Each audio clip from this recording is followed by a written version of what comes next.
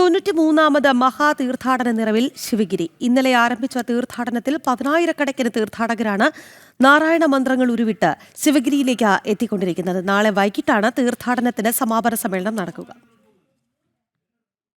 ഇന്ന് രാവിലെ 5:30 തീർത്ഥാടന ഘോഷയാത്ര മഹാസമിതിയിൽ നിന്നും നഗരപ്രദക്ഷിണത്തിന് പുറപ്പെട്ടതോടെയാണ് തീർത്ഥാടനത്തിന്റെ രണ്ടാം ദിന ചടങ്ങുകൾ ആരംഭിച്ചത്.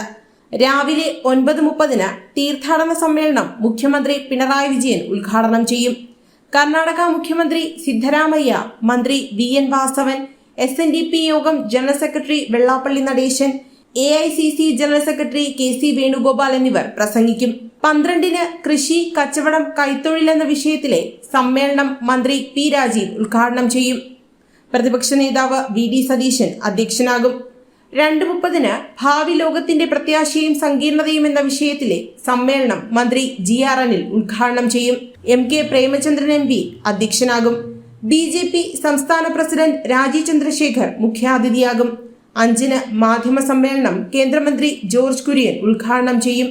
രാത്രി 12 മഹാസമിതിയിൽ പുതുവത്സര പൂജയും സമൂഹ പ്രാർത്ഥനയും ഉണ്ടായിരിക്കും. നാളെ രാവിലെ 10 മണിക്ക് തീർത്ഥാടന ലക്ഷ്യം സംഘടന എന്ന വിഷയത്തിലുള്ള സമ്മേളനം ബംഗാൾ ഗവർണർ CP ആനന്ദബോസ് ഉദ്ഘാടനം ചെയ്യും. കർണാടക സ്പീക്കർ UT ഖാദർ അധ്യക്ഷനാകും. 11 ശ്രീനാരായണ പ്രസ്ഥാന സംഗമം മന്ത്രി KN ബാലഗോപാൽ ഉദ്ഘാടനം ചെയ്യും. K Sudhakaran MP അധ്യക്ഷനാകും. 1 തമിഴ് കന്നഡ ശ്രീനാരായണ സംഗമം തമിഴ്നാട് മന്ത്രി T മനോജ് തങ്കരാജ് ഉദ്ഘാടനം ചെയ്യും. 2:30 സാഹിത്യ സമ്മേളനം M മുകുന്ദനും തുടർന്ന് സമാപന സമ്മേളനം മന്ത്രി സജി ചെറിയാനും ഉദ്ഘാടനം നിർവഹിക്കും. മന്ത്രി P പ്രസാദ് അധ്യക്ഷനാകും. വൈകിട്ടോടെ തീർത്ഥാടനത്തിനും സമാപനമാകും. ജനം, തിരുവനന്തപുരം.